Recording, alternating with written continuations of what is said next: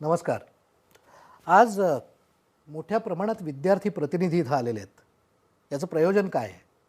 याचं प्रयोजन अगदी साधं आणि सोपं आहे. गेले काही महिने कोविड-19मुळे आणि त्यानंतर झालेल्या सगळ्या लॉकडाऊनमुळे आणि त्यानंतर एकंदरीतच जग एका स्टँड स्टिल अशा पोझिशनला आल्यानंतर आता पुन्हा आपण आपल्या जीवनाशी जोडून घेण्याचा प्रयत्न करतोय. अशा वेळेला सगळ्यात महत्त्वाचा प्रश्न या तरुण पिढीच्या दृष्टीने असतो तो म्हणजे शिक्षणाचा. आपलं शिक्षण काय होणार, कसं होणार, कधी होणार आणि त्याच्या पुढे आपलं काय होणार आयुष्याचं, एकंदर करिअरचं. या बाबतीत असंख्य प्रश्न आपल्या विद्यार्थ्यांच्या मनात आहेत. आज या विद्यार्थ्यांचे प्रतिनिधी इथं आलेत. ही सगळी मुलं, शिकणारी मुलं आणि आपले उच्च आणि तंत्रशिक्षण मंत्री हे या व्यासपीठावर या निमित्तानं समोरासमोर आलेत आणि त्यांचे थेट प्रश्न ते तुम्हाला विचारणार आहेत आणि त्यांची तुम्ही उत्तरं द्यायची आहेत.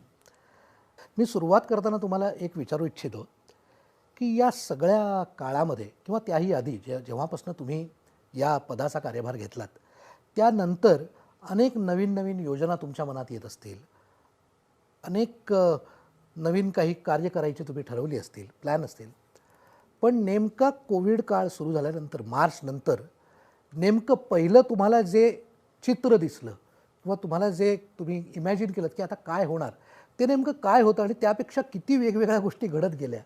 एकतर 1 वर्ष पूर्ण झालं सरकारला आणि मी ज्यावेळी उच्च व तंत्रशिक्षण विभागाचा मंत्री म्हणून कॅबिनेट दर्जाची शपथ घेतली उद्धव ठाकरे साहेबांच्या नेतृत्वाखाली, तर मला असं वाटलं की आता मला काम करायला संधी आहे. विद्यार्थ्यांना केंद्रबिंदू मानून त्यांची डेव्हलपमेंट करण्याची संधी मला मिळालेली आहे. आपण विद्यार्थ्यांमध्ये जाऊ, त्यांच्याशी संवाद साधू.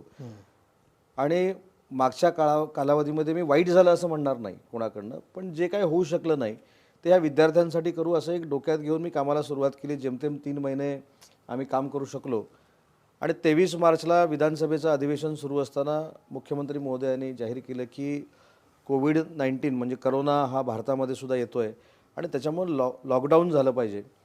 आणि 23 मार्चला अखंड महाराष्ट्र लॉकडाऊन झाला, देश लॉकडाऊन झाला, जग लॉकडाऊन झालं. आणि मला असं वाटतं की ज्या ईर्षेनं आम्ही कामाला लागलो होतो नवीन एक सरकार म्हणून या विद्यार्थ्यांना बरोबर घेऊन यांचं करिअर भविष्यामध्ये अत्याधुनिक वेगवेगळ्या पद्धतीनं कसं डेव्हलप करता येईल अशा पद्धतीनं आम्हाला सगळ्यांना पुढं जायचं होतं. पण करोना समोर आल्यानंतर नक्की करोना काय आहे हे कोणालाच माहीत नव्हतं. म्हणजे पहिल्यांदा असं वाटलं होतं की 15 दिवसामध्ये लॉकडाऊन संपेल, नंतर वाटलं 30 दिवसानंतर लॉकडाऊन संपेल, पण ही लॉकडाऊनची मालिका काय संपायला तयार नाही. आणि एक विदारक चित्र असं निर्माण झालं की ह्या 32 लाख 35 लाख विद्यार्थ्यांचं नक्की पुढं काय करायचं आणि कदाचित या मोठ्या संकटामधनं पार करण्याची ताकद नियतीला मला द्यायची होती म्हणून कदाचित उच्च व तंत्रशिक्षण विभाग माझ्याकडे आला असेल. पण करोनाचं संकट येऊन ठेपलं आणि विद्यार्थ्यांना त्याच्यातनं कसं बाहेर काढायची, त्यांची डिग्री कशी द्यायची, एक फार मोठं विदारक चित्र माझ्या डोळ्यासमोर उभं राहिलं, सरकारसमोर उभं राहिलं. पण मला सांगताना आता हे देखील आनंद होतो की या सगळ्या गोष्टीवर मात करत आम्ही पुढे आलो. क्या बात आहे. याच विषयाला धरून अतिशय महत्त्वाचा विद्यार्थ्यांचा म्हणजे माझ्याही घरात हे प्रश्न आहेत म्हणून मला वाटतं एक एक विद्यार्थ्यांनी प्रश्न विचारायला सुरुवात करावा. परीक्षा, आधी परीक्षा, कारण मार्चमध्ये लॉकडाऊन झाला त्याच्यानंतर पहिलं जर काय होतं तर ते परीक्षा होत्या. परीक्षा त्यानंतर पुन्हा त्याचे रिझल्ट लागणं आणि ॲडमिशन्स सुरू होणं, या सगळ्या गोष्टी टप्प्याटप्प्यानं एकामागोमाग एक होत असतात आणि त्या सगळ्याच बंद पडल्या होत्या. या संदर्भात मला वाटतं विद्यार्थ्यांना प्रश्न विचारायचे आहेत तर त्यांनी आपले प्रश्न मनमोकळेपणाने सरांना विचारावेत. नमस्कार सर, माझं नाव विक्रमसिंह किशोर माहूरकर. मी सध्या गव्हर्नमेंट लॉ कॉलेजमधून LLBच्या सेकंड इयरला शिकत आहे. माझा प्रश्न असा होता सर की विद्यार्थ्यांच्या आरोग्याच्या दृष्टीने परीक्षा न घेण्यावरती आपण ठाम होतात, पण काही संघटना या कोर्टामध्ये गेल्या आणि त्यांनी अंतिम वर्षाच्या विद्यार्थ्यांवर ती परीक्षेचा निर्णय लादला. तर त्याचा आम्हाला खूप त्रास झाला विद्यार्थ्यांना. तर या सर्व प्रकाराकडे आपण कशा पद्धतीने पाहता? याच्यामध्ये एक महत्त्वाचं आहे की तुम्ही सेकंड इयरला आहात, त्याच्यामुळे तुम्ही आनंदित असणार माझ्या अंदाजाप्रमाणे. कारण फर्स्ट इयरच्या ज्या एक्झाम होत्या त्या रद्द केल्यानंतर काही संघटनांना असं वाटलं की आता विद्यार्थी आणि पालक हे कदाचित एका बाजूलाच झुकतील. हे राजकारण होतं. पण या सगळ्या ह्याच्यामध्ये परीक्षा रद्द करण्याचा जो निर्णय घेतला मी होता त्याच्यामध्ये थोडा अभ्यास केला होता की हा करोना जर वाढला, कोविड-19चा फैलाव मोठ्या पद्धतीनं झाला तर नक्की विद्यार्थी काय करणार. आणि ह्याची चेन देखील आपल्याला माहीत होतं की चेन ब्रेक करणं, चेन करण्यापेक्षा चेन ब्रेक करणं हे महत्त्वाचं होतं. आणि म्हणून मी पहिल्यांदा मुख्यमंत्री महोदयांची चर्चा केली, मंत्रिमंडळातल्या सगळ्या सहकाऱ्यांची चर्चा केली आणि मी असं म्हटलं की हा आपण प्रयोग करूया, देशात कुठेही झालेला नाही, महाराष्ट्रात प्रयोग करूया. तुमच्या ज्या एक्झाम्स आहेत त्या दुर्दैवानं काही संघटनांना कळलं नाही की आपण सेमिस्टर पद्धत लागू करतो महाराष्ट्रामध्ये. त्यामुळे तुमची सेमिस्टर संपलेली होती, तुम्ही ऑलरेडी अभ्यास केलेला होता, ऑलरेडी सेमिस्टर देऊन सेमिस्टर तुमची पूर्ण झालेली होती आणि म्हणून एखादं सेमिस्टर जर झालं नाही तर तुमच्या शैक्षणिक जीवनावर काही परिणाम होणार नाही. याचा अभ्यास मी तज्ज्ञांकडनं केला, म्हणजे राजकीय अभ्यास केला नाही आणि म्हणून मी शेवटच्या सत्रापर्यंतच्या सगळ्या परीक्षा रद्द करण्याचा निर्णय मुख्यमंत्री महोदयांच्या नेतृत्वाखाली घेतला. आता अंतिम वर्षाच्या परीक्षा रद्द करत असताना शैलेशजी तुम्हाला पण माहिती आहे, तुम्ही देखील वाचलं असेल, मी किती वेळा राजभवनावर गेलो, किती वेळा राजभवनातनं मला सल्ल्याची पत्रं आली, किती वेळा माझ्यावर टीका झाली. पण माझा त्यावेळेचा थॉट एकच होता की माझा विद्यार्थी हा माझा केंद्रबिंदू आहे, त्याच्या आरोग्याला कुठेही बाधा होता कामा नये, कुठेही त्यानं करोना घेऊन घरामध्ये जाता कामा नये, त्याच्या आईवडिलांना करोना होता कामा नये, ही प्रांजलपणाची माझी भावना होती आणि त्यामुळं मी या विद्यार्थ्यांचं नेतृत्व म्हणून लढत होतो. पण काही लोकांनी ते राजकारण त्याच्यामध्ये आणलं, राजकारणाचा आखाडा त्याच्यामध्ये बनवला, माझ्या शिक्षणावर, अन्य लोकांच्या शिक्षणावर आक्षेप घेतले.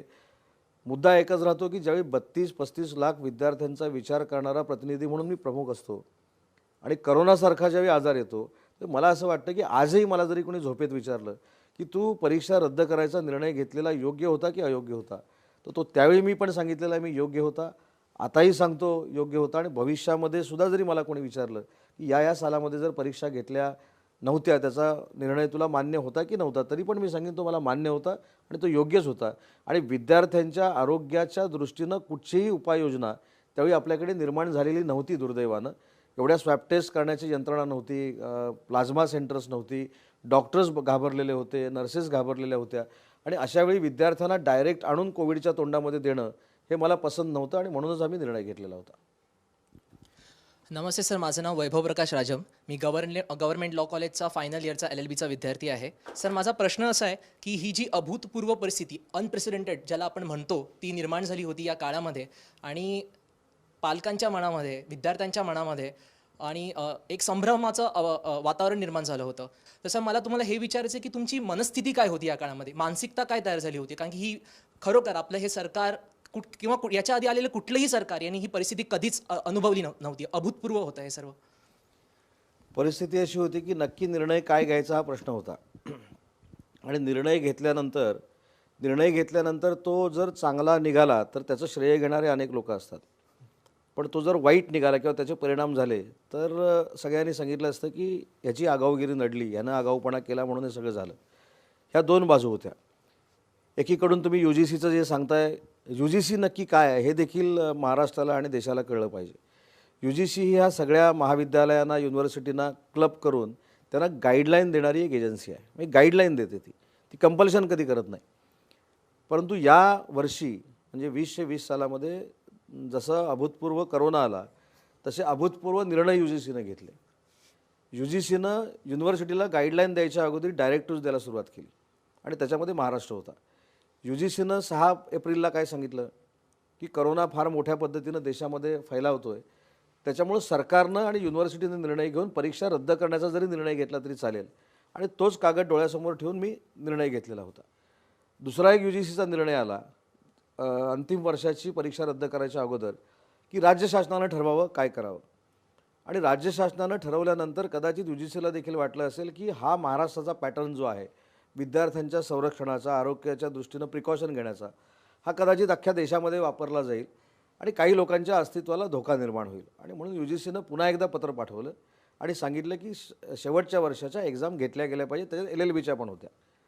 मी स्वतः अपेक्स बॉडीशी बोललेलो होतो, त्याच्यामध्ये इंजिनिअरिंग होतं, लॉ होतं, कला म्हणजे आर्ट होतं, या सगळ्यांशी मी बोललेलो होतो आणि आपल्याला सगळ्यांना सांगताना आपल्याला आश्चर्य वाटेल की मला सगळ्यांनी असं सांगितलं होतं की तुम्ही फक्त प्रस्ताव पाठवा, आम्ही ह्या सगळ्या परीक्षा रद्द करण्याचा निर्णय घेतो. मी नावं घेऊन सांगेन कारण आता सुप्रीम कोर्टाचा देखील निर्णय झालेला आहे, राज्यपाल महोदय देखील शांत झालेले आहेत, विरोधक देखील शांत झाले आहेत. मी नावं घेऊन सांगेन की मी कोणाकोणाबरोबर बोललो.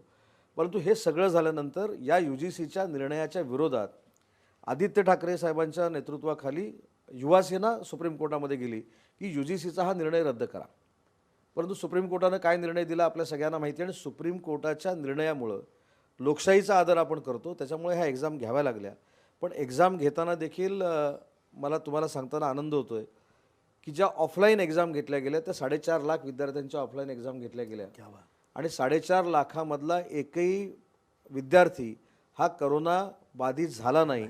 हे मेरिट फक्त महाराष्ट्राच्या प्रशासनाचं आहे, महाराष्ट्राच्या सिस्टीमचं आहे. ज्यांनी ज्यांनी युनिव्हर्सिटीला मदत केली त्या सगळ्या लोकांचं आहे. मग त्याच्यामध्ये प्राध्यापक असतील, शिक्षकेतर कर्मचारी असतील, युनिव्हर्सिटीचे पदाधिकारी असतील आणि ऑब्व्हियसली शासन असेल, या सगळ्यांनी सांघिक काम केल्यामुळं हे होऊ शकलं.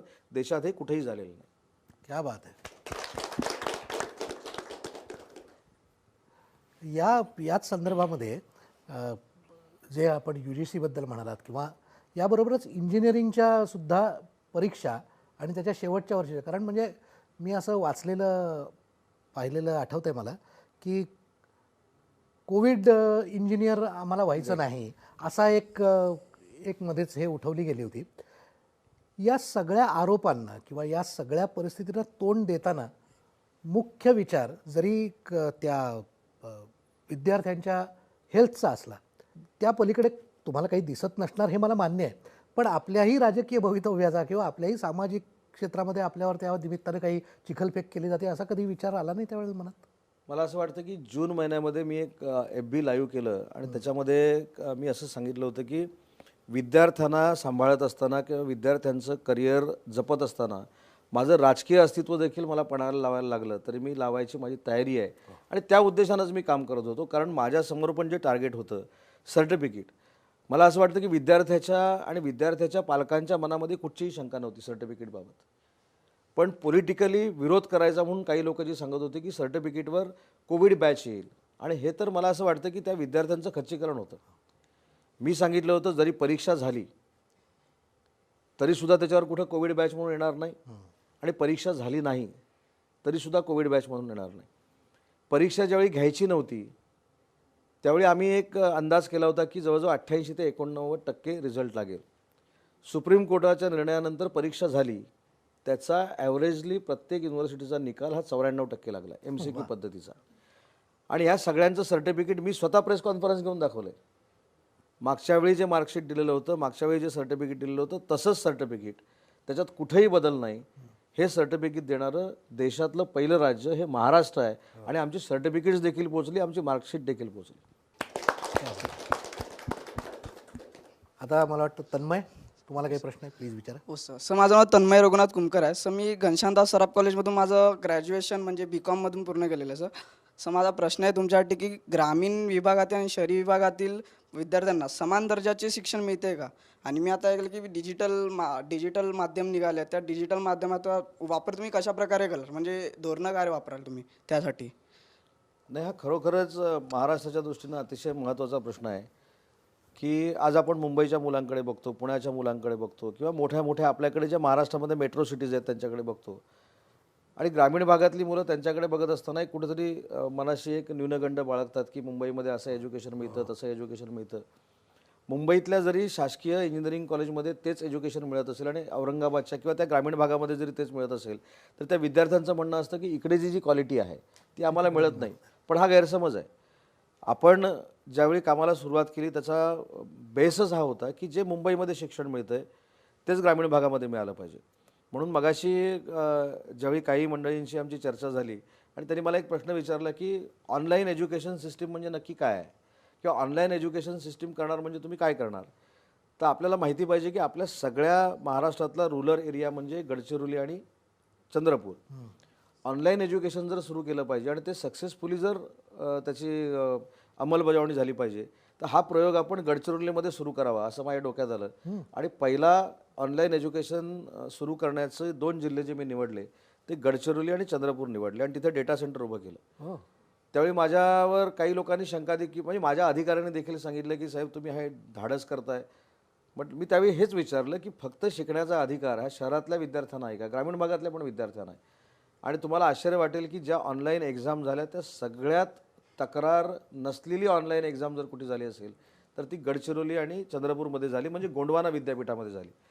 त्याच्यानंतर आपण आता पुण्याला स्टुडिओ तयार करतोय, मुंबईमध्ये स्टुडिओ तयार करतोय, औरंगाबादमध्ये स्टुडिओ तयार करतोय, जेणेकरून या स्टुडिओतनं ग्रामीण भागातल्या विद्यार्थ्यांना मोठ्या सिटीतल्या एज्युकेशनची क्वालिटी कळेल. आता माझ्याकडे एक मोठं कॉलेज जे आहे पुण्यामध्ये COEP, त्याचं ॲडमिशनचं प्रमाण जर बघितलं तर 120% आहे. आता 120% म्हणजे काय, हा एक प्रश्न निर्माण होतो. एवढी चांगली कॉलेजेस आहेत, 100% आपण महाराष्ट्रातल्या विद्यार्थ्यांना शिकवतो आणि 20% आपण परदेशातल्या विद्यार्थ्यांना शिकवतो. हो. आणि देशामध्ये COEP कॉलेज जे महाराष्ट्र गव्हर्नमेंटचं इंजिनिअरिंग कॉलेज आहे, त्याच्या ॲडमिशनसाठी अक्षरशः एवढी रश असते की त्याच्यातनं ॲडमिशन मिळवताना पॉईंट तुमचे जे मार्क्स असतात, म्हणजे 99%, 98% मध्ये मी विचारलं की आता आपलं कितीला क्लोज होईल, तर ते म्हणले 98%. आता 98%ला एखादं कॉलेज जर क्लोज होत असेल तर 75%च्या माझ्यासारख्या विद्यार्थ्यांनी काय करायचं, हे देखील प्रश्न आहेत. परंतु शासकीय एज्युकेशन सिस्टीममध्ये कुठं रेप्युटेशन असलेली कॉलेजेस नाहीत असं भाग नाही, परंतु ग्रामीण भाग आणि शहर ही जी काय तफावत आहे ही दूर करण्याचा आम्ही तुमच्या व्हिडिओ कॉन्फरन्सिंग असतील, त्याच्यानंतर व्हर्च्युअल क्लासरूम असतील, त्याच्यानंतर ऑनलाईन एज्युकेशनमध्ये आता मोठमोठ्या कंपन्या आम्हाला टायअप झालेल्या आहेत त्यांच्याबरोबर असतील, हे ग्रामीण भागातल्या लोकांना देखील शिक्षण म्हणजे विद्यार्थ्यांना शिक्षण देण्याचा आम्ही प्रयत्न करणार आहोत. क्या बात है. तुम्ही मगाशी म्हटलात की तुम्हाला असं महाराष्ट्रामध्ये त्या युनिव्हर्सिटीज तयार करायच्या आहेत किंवा कॉलेजेस तयार करायचे आहेत जेणेकरून बाहेरचे इंटरनॅशनल युनिव्हर्सिटीजमधनं मुलं येतील. पण सर हे केव्हा होईल? म्हणजे आजही पालक आणि आजही मुलं नेहमी पोस्ट ग्रॅज्युएशनचा विचार आला की बाहेरच जातात. कोणीच महाराष्ट्रामध्ये किंवा भारतात पण विचार करत नाही आणि तिकडेच होऊन सेटल होतात. तर महाराष्ट्रासाठी तुमचा काय विचार आहे की युनिव्हर्सिटीज तयार होतील किंवा कॉलेजेस काही? कालच मी एक मोठी बैठक जी आपल्या पूर्ण एज्युकेशन सिस्टीममध्ये क्रांती घडवू शकते अशी US लोकांबरोबर केली. पण ती USची लोकं कोण होती? एकही US मधला नव्हता. सगळी भारतातली होती आणि विशेषतः महाराष्ट्रातली होती. आणि गेले 15-20 दिवस ते सारखं मला फोन करून सांगत होते की आम्हाला एक बैठक द्या, आम्हाला फार मोठी इन्व्हेस्टमेंट एज्युकेशन सेक्टरमध्ये करायची आहे, इंडस्ट्रियल सेक्टरमध्ये करायची नाही, एज्युकेशन सेक्टरमध्ये करायची आहे. पण मी काल ज्यावेळी त्यांच्याशी संवाद साधला, मी त्यांना विचारलं तुम्ही किती काय, म्हणजे मला वाटलं आपल्याला किंमत नसते की आपल्याकडनं तिकडे गेलेली लोकं ही केवढी मोठी आहेत आणि ते कुठचे विद्यार्थी आहेत, आपल्या महाराष्ट्रातल्या IITचे ते सगळे विद्यार्थी आहेत. त्यांनी मीटिंग सुरू केल्यानंतर मला सांगितलं की तुम्हाला किती अपेक्षा आहे इन्व्हेस्टमेंटची. तर मी शेवटी महाराष्ट्राचा मंत्री आहे आणि विशेषतः कोकणातला आहे, तर मी जरा जपून म्हटलं ठीक आहे 200-250 कोटी रुपये तुम्ही करत असाल म्हटलं इन्व्हेस्टमेंट.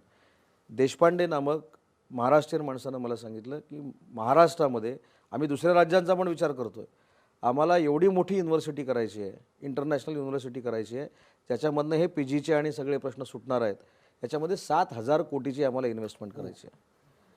मी त्यांना विनोदानं असं सांगितलं, मी पहिलं 7,000 कोटी म्हणजे 7 वर किती शून्य हे कॅल्क्युलेशन करतो आणि मग सवडीनं तुमच्याशी बोलतो. म्हणजे काय, मी असं म्हणत नाही की आपल्याला USच्या लोकांनी नाही बोलवलं, आपली लोकं जी US ला गेलेली आहेत, जी मोठ्या ताकदीनं तिथे शिकून इंडस्ट्रीज झालेले आहेत, अशा लोकांनी ठरवलं की महाराष्ट्र शासनाशी टायअप करून किंवा PPP मॉडेल जे आमचं आहे, पार्टनर घेऊन जे आम्ही डेव्हलपमेंट करतो ते मॉडेल आहे, ते घेऊन महाराष्ट्र गव्हर्नमेंटनं इंटरनॅशनल युनिव्हर्सिटी महाराष्ट्रामध्ये सुरू करावी. आणि माझं प्लॅनिंग असं आहे की आमच्या कोकणामध्ये लोणेरे नावाचं गाव आहे, जिथे महाराष्ट्र शासनाच्या आमच्या विभागाची 650 एकर जमीन आहे. तर त्यांनी मला विचारलं तुम्ही काय करू शकता, तर म्हटलं मी काय करू शकतो, तुम्ही 7,000 कोटी जर इन्व्हेस्ट करणार असाल तर मी काय करावं असं तुमचं म्हणणं आहे. तर ते म्हणाले जागा तुम्ही द्या. तर मी त्यांना अगोदर बोललो नाही, मी म्हटलं जागा इन्व्हेस्ट करायला तुमची किती तुम्ही इन्व्हेस्ट करू शकता. मला त्यांनी सांगितलं 1,000 कोटीपर्यंत आम्ही जागेमध्ये इन्व्हेस्ट करू शकतो. मी त्यांना महाराष्ट्राचा मंत्री म्हणून सांगितलं जर तुम्ही लोणेरेला ही युनिव्हर्सिटी आणणार असाल इंटरनॅशनल युनिव्हर्सिटी तर 200 एकर जागा शासन मोफत तुम्हाला द्यायला तयार आहे. माझं नाव गणेश गुप्ता आहे. मी पोस्ट ग्रॅज्युएशन फिजिक्समध्ये मिठीबाई कॉलेजमधून करत आहे. माझा प्रश्न असा होता की उच्च शिक्षणासाठी वेगवेगळे प्रवेश परीक्षाही द्याव्या लागतात, जसं एंट्रन्स एक्झाम्स काहीतरी द्याव्या लागतात. त्याकरता सरकाराची ते मार्गदर्शन काहीतरी नाही आहे. तर आपला काय ते आहे कॉन्ट्रीब्युशन याच्यात? एक्झाम ज्या द्याव्या लागतात त्याच्यामध्ये काही केंद्र शासनाच्या एक्झाम आहेत, ज्याच्यामध्ये JEE आहे, त्याच्यानंतर AIT आहे, त्याच्यानंतर आम्ही CET घेतो. मध्ये माझ्या डोक्यामध्ये असं आलं होतं की एकच एक्झाम विद्यार्थ्यांना द्यायची, एकाच एक्झामचे विद्यार्थी अभ्यास करतील आणि ती एक्झाम दिल्लीपासून राज्यापर्यंत चालली पाहिजे. कारण होतं आहे कसं की दिल्लीच्या एक्झाम्स म्हणजे सेंट्रलच्या एक्झाम्स वेगळ्या आहेत, महाराष्ट्राच्या एक्झाम्स वेगळ्या आहेत. मला असं वाटतं की ही सिस्टीम जी काढलेली आहे ती सिस्टीम आपण पूर्वी 12वीच्या मार्क्सवर देखील ॲडमिशन्स द्यायचो. त्याच्यानंतर आपण आता CATवर फोकस करतो. याचा परिणाम असा झालेला आहे की 12वीला नुसतं पास झालं तरी चालतं, पण CATला स्कोरिंग आपल्याला केलं पाहिजे. म्हणून विद्यार्थी ही थोडी तफावत नक्कीच आहे, पण ह्याच्यावर देखील चर्चा केल्यानंतर तज्ज्ञांचं मत असं आहे की याच्यासाठी अभ्यासक्रमामध्ये देखील बदल करावे लागतील. तुम्हाला ही एक्झाम जर कमी करायची असेल तर एकतर अभ्यासक्रम टोटली बदलला पाहिजे, त्याच्यामध्ये काहीतरी वेगळं नाविन्य आणलं पाहिजे.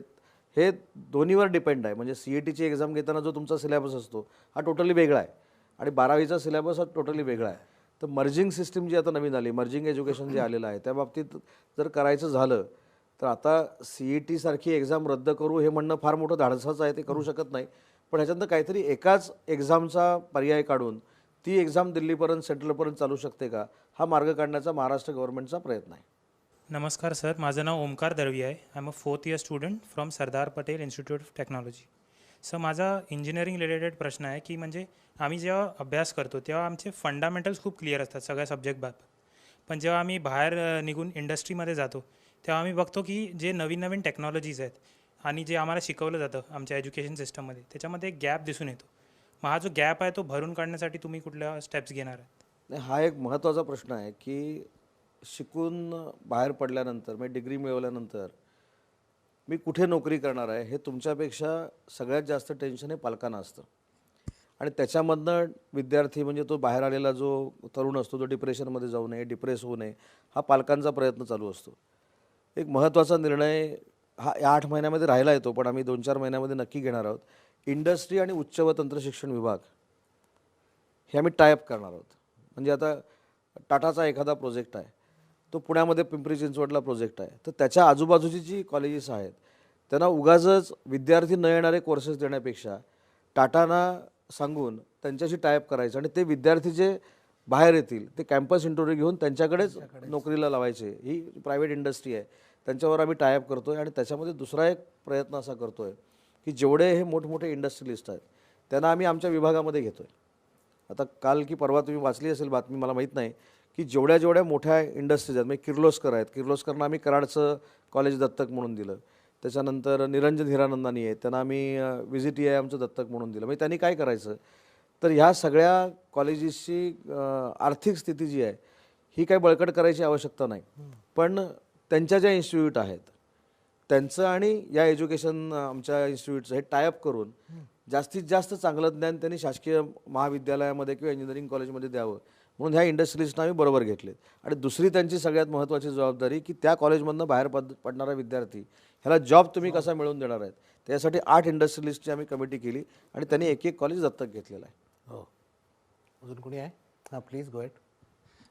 सर, हमारे यहाँ NSS करके हर कॉलेज में स्कीम है, गवर्नमेंट स्कीम है. अभी लॉकडाउन के टाइम भी कई NSS के वॉलंटियर्स अपनी जान पे खेल के काम कर रहे थे. 16,000 वॉलंटियर्स हमारे मुंबई यूनिवर्सिटी में ही है और कहीं ऐसे भी वॉलंटियर्स थे जो पॉजिटिव हुए, वो घर गए, क्वारंटीन होके ठीक होके फिर बाहर आके फिर काम कर रहे थे.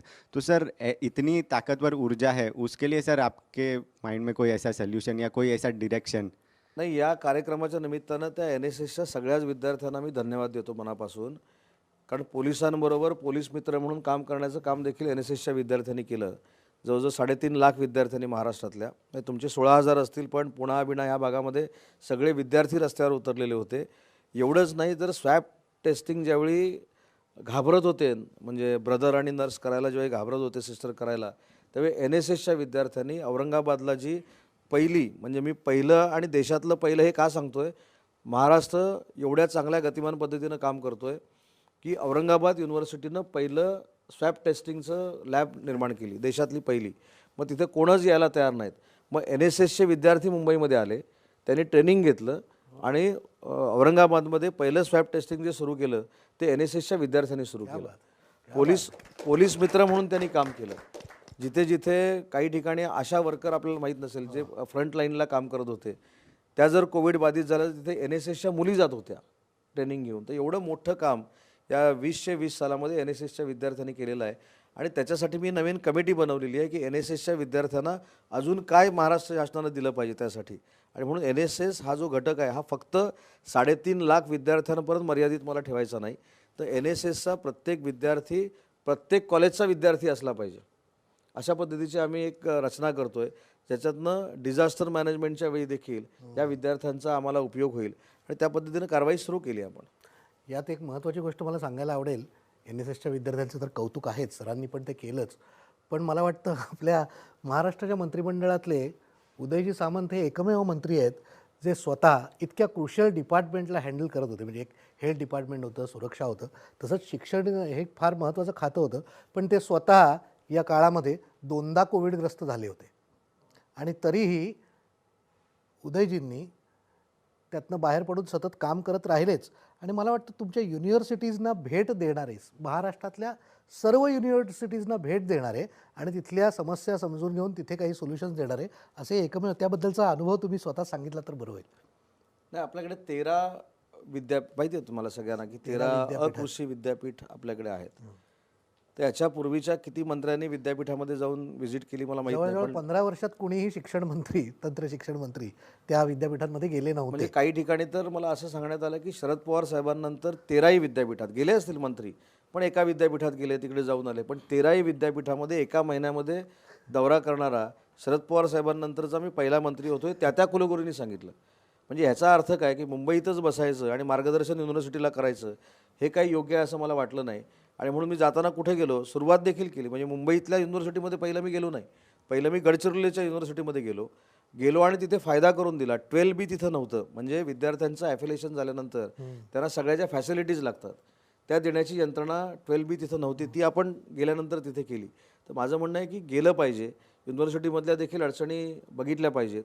आणि आता राजकीय म्हणून सांगत नाही, पण युनिव्हर्सिटीमध्ये एक जो निर्णय महाविकास आघाडीच्या सरकारने आणि विशेषतः उद्धव साहेबांनी घेतला तो म्हणजे विद्यापीठातला जो शिक्षकेतर कर्मचारी आहे त्याला देखील 7वा वेतन आयोग देण्याचा निर्णय हा देशामध्ये पहिल्यांदा महाराष्ट्रामध्ये झाला. आणि म्हणून मला अभिमान वाटतो सांगायला की ज्या वेळी महाविकास आघाडीचा मंत्री म्हणून मी विद्यापीठामध्ये जातो त्यावेळी रजेवर असलेले कर्मचारी देखील मला भेटायला येतात. याचं कारण त्यांच्या पेमध्ये वाढ झाली. इनफॅक्ट युनिव्हर्सिटीज या 13ही विद्यापीठं आणि त्यांच्या पुनर्रचनेच्या संदर्भामधला काही एक निर्णय मला वाटतं आपला मगाशी बोलताना तुम्ही मेन्शन केलात की प्रत्येक जिल्ह्याच्या ठिकाणी त्याची उपकेंद्र शैक्षणिक जिल्ह्याच्या ठिकाणी युनिव्हर्सिटीची उपकेंद्र ही पण संकल्पना आहे सगळ्या विद्यार्थ्यांना महत्त्वाची माहिती असली पाहिजे. म्हणजे भौगोलिक परिस्थिती अशी असते की मुंबईला कोण येऊ शकत नाही, पुण्याच्या काही गावांमधनं पुण्याला कोण येऊ शकत नाही, तर त्या जिल्ह्यामध्ये युनिव्हर्सिटीचं उपकेंद्र असावं ही संकल्पना घेऊन आपण काम करतो. आणि म्हणून पहिला आपण कोकण बेल्ट घेतला. मुंबईला तर युनिव्हर्सिटी आहे, ठाण्याला आपण उपकेंद्र केलं, रायगडला आपण आता उपकेंद्र करतो आहे, रत्नागिरीला उपकेंद्र केलेलं आहे आणि सिंधुदुर्गामध्ये करतो आहे. म्हणजे तिथल्या विद्यार्थ्यांना त्यांचे जे काही प्रश्न सोडवायचे असतील त्यासाठी मुंबईमध्ये यायची आवश्यकता नाही. मग आता पुण्यातल्या विद्यार्थ्यांना जर त्यांचे प्रश्न सोडवण्यासाठी पुणा युनिव्हर्सिटी आहे, मग नाशिकच्या विद्यार्थ्यांनी तिथं काय यावं, तर पुण्याचं उपकेंद्र नाशिकला, अहमदनगरला दुसरं केंद्र, अशी एक संकल्पना घेऊन काम करतो आहे. पण त्याच्यामध्ये पण फिनान्शियल काही प्रॉब्लेम आहेत, पण कोकणपट्टा आम्ही त्याच्यामध्ये घेतला आहे सध्या. मंडळी, मला वाटतं सर्वांचे प्रश्न संपलेत. मी सगळ्यांच्या वतीनं तुम्हाला धन्यवाद तर देतोच, कारण आज पहिल्यांदाच असं दिसतंय की एक उच्च आणि तंत्रशिक्षण मंत्री डायरेक्ट थेट संवाद साधतोय, तुमच्या प्रश्नांना उत्तर देतोय. या सगळ्यांच्या शंकांचं निरसन झालं असेल याची मला खात्री आहे. तरी यापुढेही मनात काही शंका आल्या तर सर्व प्रकारच्या सोशल माध्यमांमध्ये, मग ते फेसबुक असेल, ट्विटर असेल, इतर माध्यमं असतील, व्हॉट्सॲप असेल, या सगळ्या सोशल माध्यमांमधनं साहेब स्वतः नेहमी उपलब्ध असतील. तुमच्या प्रश्नांना ते अटेंड करतील, उत्तर देतील, सोडवण्याचा प्रयत्न करतील याची खात्री बाळगा. आज या निमित्तानं तुम्ही एवढा वेळ आम्हा विद्यार्थ्यांना, आमच्या विद्यार्थ्यांना आणि माझ्या वतीनं म्हणजे पालकांनाही दिलात, याबद्दल तुमचे आभार मानतो. आणि तुमच्या सगळ्यांच्या माहितीसाठी लवकरच पुढच्या आठवड्यात येणाऱ्या त्यांच्या वाढदिवसाकरता आम्हा सर्वांतर्फे तुम्हाला मनःपूर्वक शुभेच्छा देतो. आणि ज्या धडाडीनं, ज्या उत्साहानं आणि ज्या प्रामाणिकपणानं, अतिशय निष्ठेनं, तळमळीनं तुम्ही या मुलांच्या शिक्षणासाठी, त्यांच्या करिअर बिल्डिंगसाठी जी मेहनत घेताय, जो विचार करताय, त्याबद्दल धन्यवाद देतो. धन्यवाद.